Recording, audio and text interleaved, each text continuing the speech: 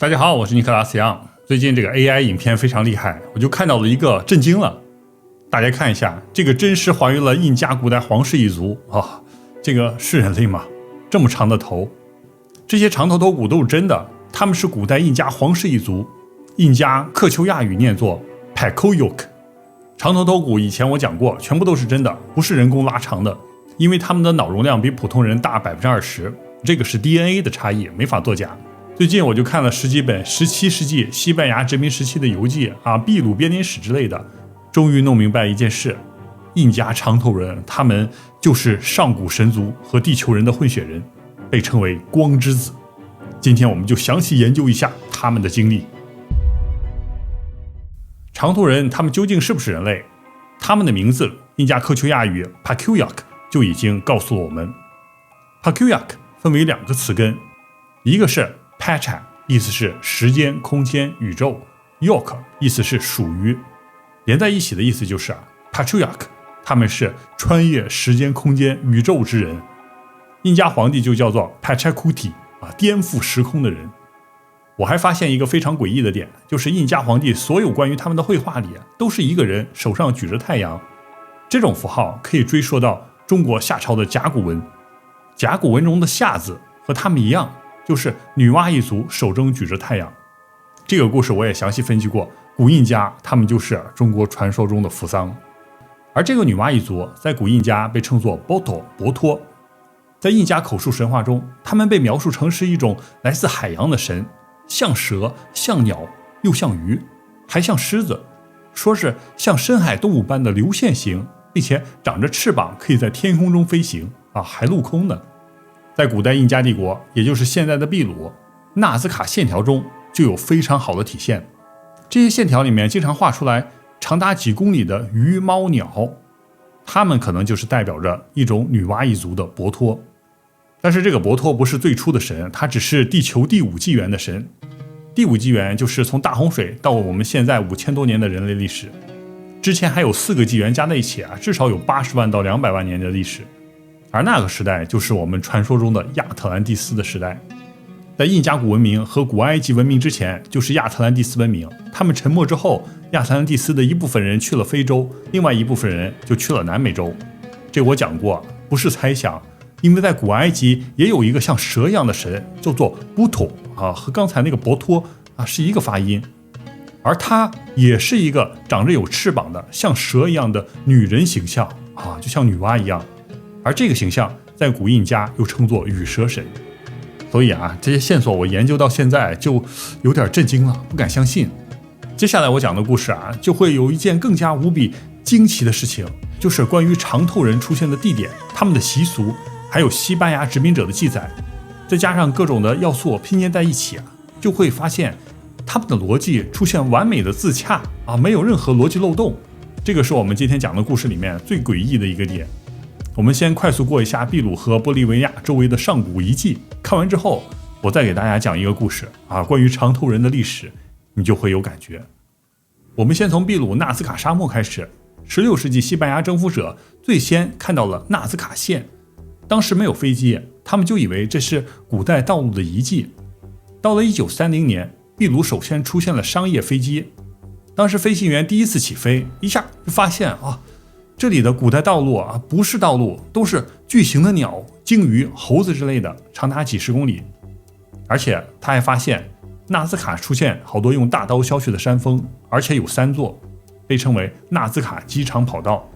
所以这么一看这个纳兹卡沙漠就有一点像古代飞船起降的地方非常外星人。而在1928年，纳兹卡沙漠靠近海边的地方就出土了3000具长头骨的木乃伊，他们的头骨都是原生的，而不是拉长的。到了2015年左右，秘鲁的探险家又在纳兹卡山洞里发现3只手指的木乃伊，2017年他们才被公开。现在被公开的木乃伊真假参半，但是有几个经过秘鲁大学和研究机构的 X 光检查，发现他们全部是真的，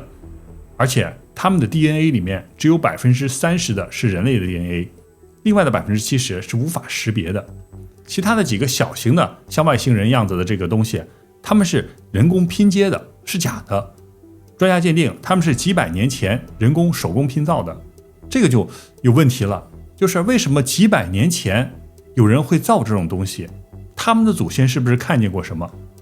这个问题大家后来也发现啊，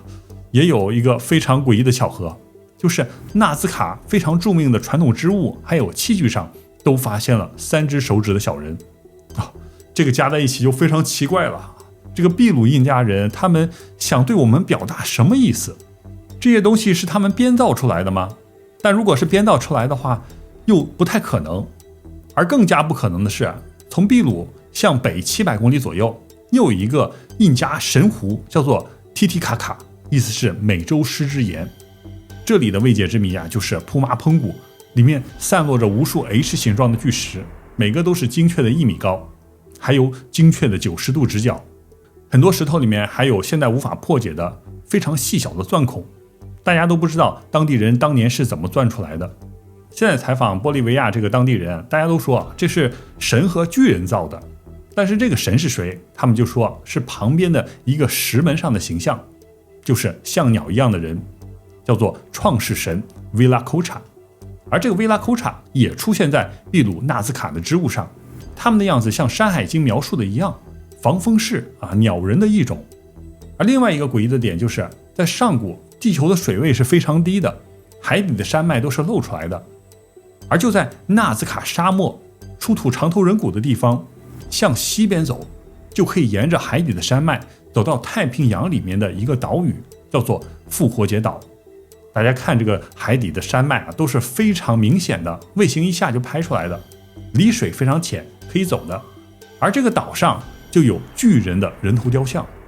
而复活节岛上的大祭司会有一种像外星人一样的象形符号，叫做 Rongo Rongo， 里面记载的上古的故事神的话，但是现在具体是什么含义都已经被遗忘了。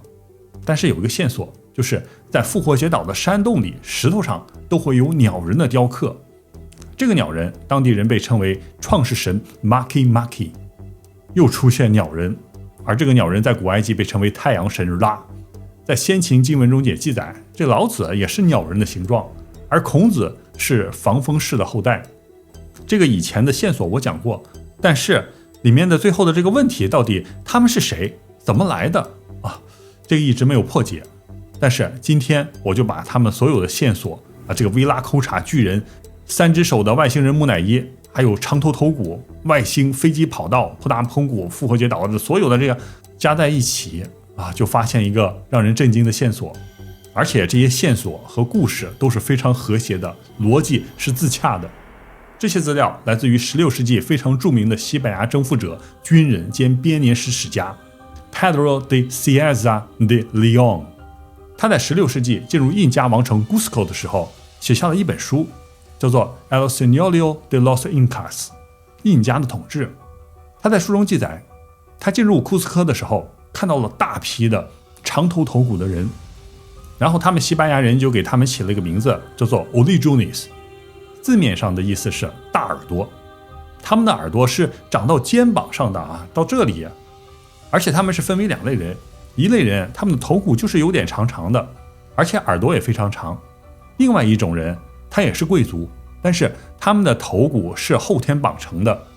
而后天绑成的这种人类，他们是没有天生的大耳朵的，所以他们就要把自己的耳朵用一个重物把它拉长，然后在耳朵里面塞一个非常大的木头或者是金属之类的，之后慢慢扩大，把耳垂变得大大的。佩德罗原文是这么写的：印加皇帝会用纯金和纯银的针刺穿耳垂，以便放置被称为 Oliguelas 耳盘的金属圆盘。这些圆盘的尺寸如此之大，以至于在重力的作用下，耳朵会一直垂到肩膀之上。他们的耳朵以令人难以置信的方式被拉大，他们的亲属则佩戴较小的圆盘，这是皇家与无上尊贵的象征。印加皇帝亲自在佩戴耳盘的地方为他们穿孔，使用的是粗大的金别针，并将其留在里面，以便伤口愈合和扩大。就这样将他们的耳洞撑大到令人难以置信的巨大尺寸。佩德罗当时就观察，只要有大耳朵的人，他们就有巨大的头骨，都是天然的，不是后期绑出来的。而且他还发现了一个诡异的规律，就是来自帝国的每一个贵族家族，他们的长头都是不一样的。有的是向天上长的叫做 Canialis， 有的是向后长的，这种像古代王室一样的叫做 Chachapoyas， 长度也有高有低，但是只要是同一个家族，他们头的头型都是一样的。有的家族是长头尖尖的，有的家族就是长头圆圆的，这种的不一样。这所有的家族经常在印加的首都库斯科聚集，有10几万人，而且大家可以根据他们的装束还有头骨的形状，一眼就可以分辨出他们到底是来自于哪一个家族，来自于哪一个地区。原文是这么写的：他们以及所有其他的人都可以通过这些作为额头徽记被认出来。这种徽记是如此之好，如此之清晰，以至于哪怕有50万个男人聚集在一起，他们也能清清楚楚地互相认出彼此。所以这个头型它就是一个家族的徽记。而这些长头人最先的祖先是谁？在印加神话中，佩德罗把他们称作为 Los Hijos de Dios， 意思是光之子光的孩子们。而人类被称作 Los Hijos de los Hombres， 人类的孩子他们是分开的。光之子是第2代神和人类的混血，第1代的混血就是南美洲的，被称为巨人，就是以诺书中讲的拿非利人。巨人是几百万年前的故事，而光之子是印加神话第4纪元到第5纪元中间的故事，大约就是在1万到10万年前这段时间。而光之子的基因来源之一就是 Viracocha， 这个 Viracocha 应该是带有雌性的基因，和上古的智人进行杂交，最后生出的就是这种的光之子。头比较长，但是体型比较少。因为雄性和人类的女性生出的孩子在以诺书中记载他就是巨人他们这个顺序是不一样的。所以在最近的人类的古代历史，人类都是母性系族，人类是认母性的这个母性才有神圣血脉。在印加神话中就记载，这些光之子一出生就立刻被人类当作为半神，他们就继承了维拉克查强大的精神力，而他们的长头就可以用精神力来控制物理世界。所以印加神话里面就讲，这个光之子是通过强大的精神控制、心灵感应，操纵一些高科技技术，建造了南美的巨石遗迹。之后凭着这种心智上的绝对降维打击，光之子就在安第斯山脉和中美洲建立了长达数万年的神权统治。但是最终有一天，王权开始堕落，光之子的统治最终走向了终结。神话中写道，随着漫长的时间流逝，这群光之子逐渐被尘世的欲望吞噬，在某个时刻，他们忘记了自己的神性，开始走向腐化。文明启蒙者的后代逐渐成为地球上的暴君，他们用残忍的祭祀来纪念上古虚无缥缈的神。光之子的孩子们毫无节制的堕落，公然违背自然法则，沉溺于极端的肉欲与血腥的掠夺之中。他们失去了对造物主戒律的敬畏，从受人顶礼膜拜的光明神明，彻底沦为了恣意妄为、鱼肉人类的地狱恶鬼。在压迫的尽头是玉石俱焚的毁灭，一场极其惨烈、血流成河的种族大屠杀发生了。终于有一天，被压迫到极点的人类之子看穿了这些光之子的外强中干、堕落的本质。人类的恐惧转化为滔天的愤怒，在整个中美洲和南美洲，人类发起了浩浩荡荡的武装起义。神也在人类的祈祷下降下了无情的裁决，天空突然撕裂，伴随着震耳欲聋的轰鸣，恐怖的天火倾泻而下。在冲天的烈焰中，人类的叛乱和天空的烈火汇合在一起。我们的祖先曾经讲到，最后我们把他们全杀光了。这句话就是历史留给光之子最残酷的墓志铭。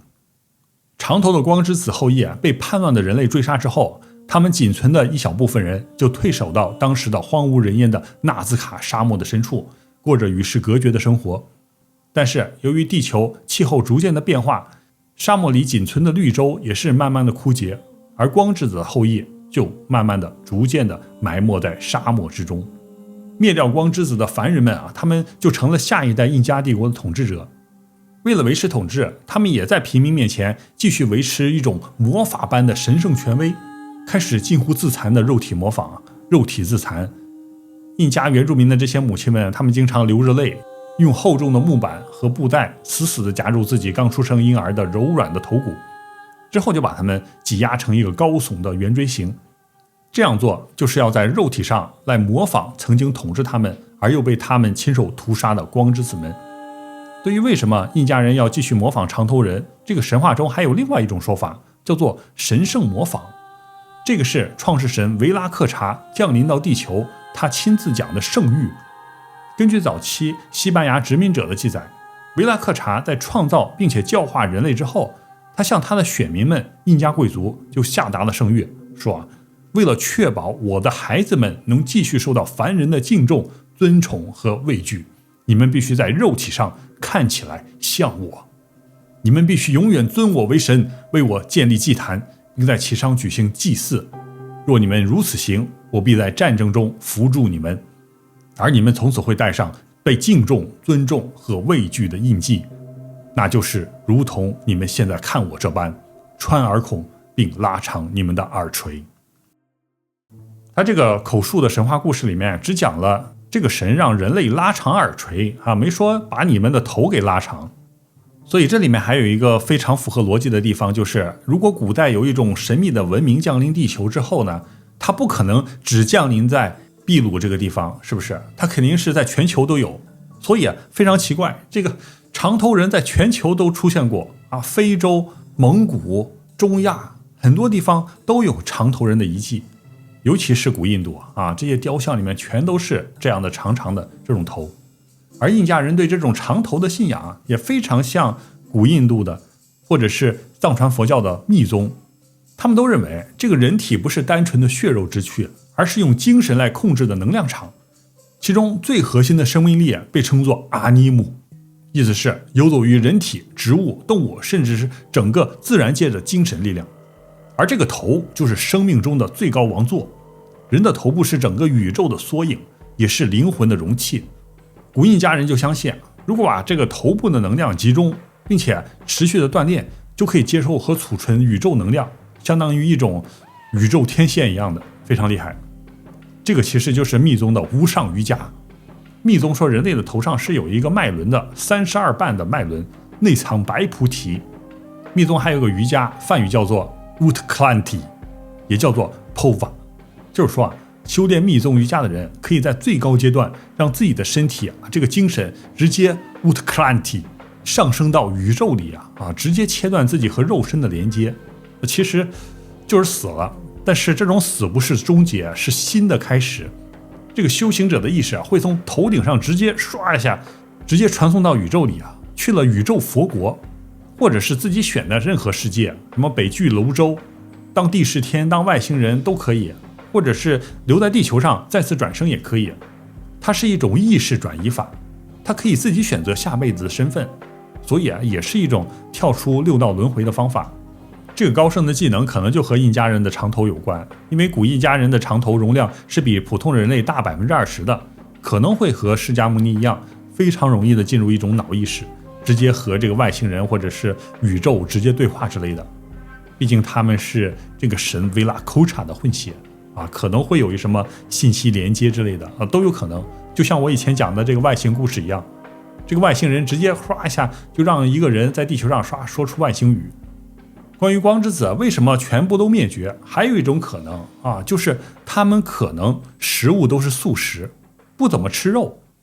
这个是有证据的，因为在出土的长头头骨里面，他们所有人的牙齿基本上全部都是臼齿，没有像我们这样的犬齿。